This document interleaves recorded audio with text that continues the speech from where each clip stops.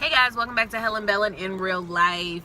It is raining. I feel like this is probably the second video I've made where it's raining. Oh my gosh, you guys, this is real life. So I want to come and talk about a little bit about being a black Christian, being a Christian of African American descent, and also being a Christian that attends a majority white church. I saw an article from the New York Times. Someone posted it on my Facebook feed and I read it, and it was about black people exiting white evangelical churches in the wake of the 2016 election. It was really disheartening and saddening. Basically, the article was detailing profiling a couple of black people who were in these churches who felt that the churches were openly embracing ideologies and politicians that were not really reflective of the teachings of Jesus Christ in terms of equality of races and people and how we should treat people, and that they were completely disregarding the issues and the feelings really related to the Christians in the church of African American descent. And so it was a really interesting read. I will try to remember to link it below. I always forget to link stuff, but I will try to remember this time.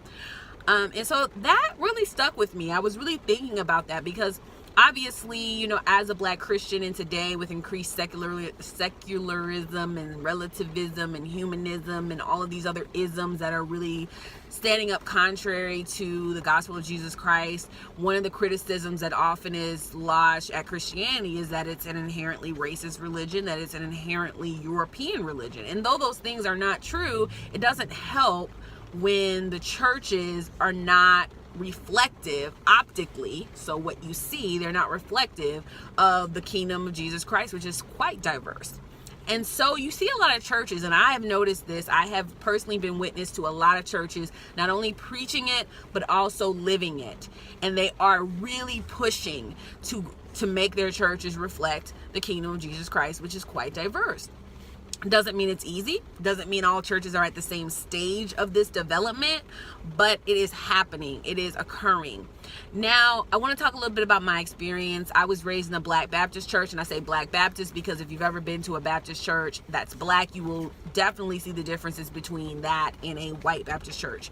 And I grew up in that, and that was great, but I never really was saved in the Black Baptist church. I got saved much later, and when I got saved, when I, basically gave my life to Jesus Christ, this was 2 years ago, I started to notice that a lot of things in the Black Baptist church were not actually biblical. I found a lot of traditions that were very near and dear to my heart. They reminded me of my family and of the things I grew up with, and I love that. The Black Baptist church isn't just a spiritual thing, it's also a cultural, historical, it means a lot more than just a spiritual now. And I love that, but at the same time, I wanted something more biblically sound, more theologically sound. I wanted to really get deep into the Bible, and so I began drifting away from that and going to different churches.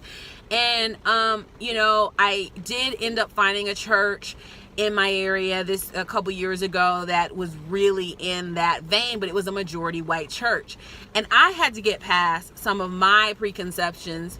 Having been in majority black church environments for much of my life, I had to move into a space where I was okay with saying, okay, part of this transformation as believers is also us as African Americans being willing to get out of that mind frame as well. Because we've bought into a lot of it. We have our churches, we have our way of doing things, we got our first lady, we got our pastor's anniversary, we have our traditions and our ways, and sometimes we're not willing to give that up for something different. Now, in that same vein, the churches I was attending had to also show that they were doing that as well. They were also pushing out of their comfort zone. And that's a lot easier said than done. Unfortunately, because we live in a fallen world, many of us unconsciously or consciously have embraced simple ideologies that aren't really biblical. Now, the current church that I'm at now, which is kind of what I wanted to talk to you guys about, I really love this church because, number one, I saw that it was not only talking the talk, it was walking the walk. The church is very diverse. You have people of color in all levels of leadership, women in levels of leadership. It is very diverse, very open, very transparent, and really teaching the gospel of Jesus Christ. That's what I most like.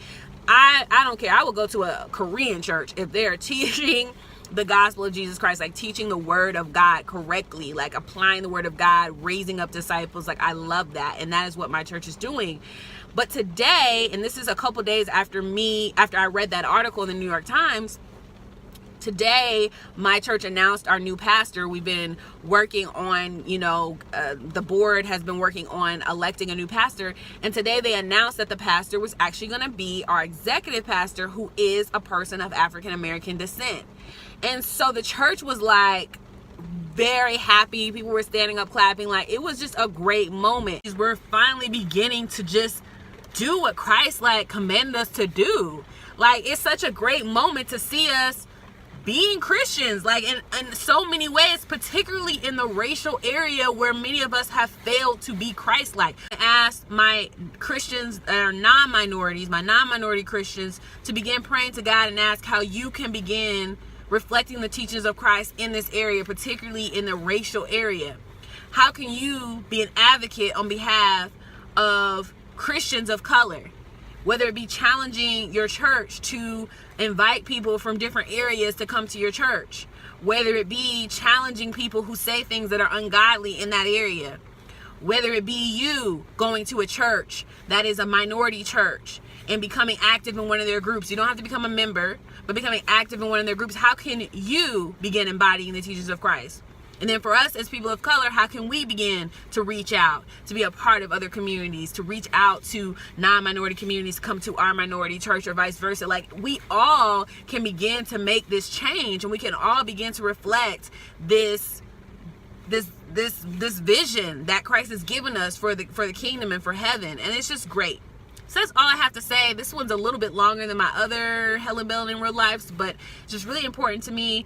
And that's all I got, guys. So comment below. Let me know if you've had an experience as a minority Christian in a non-minority church or vice versa or whatever. I am going to try to link that article below and just give me your opinion on the article as well. All right, guys. I'll talk to you later.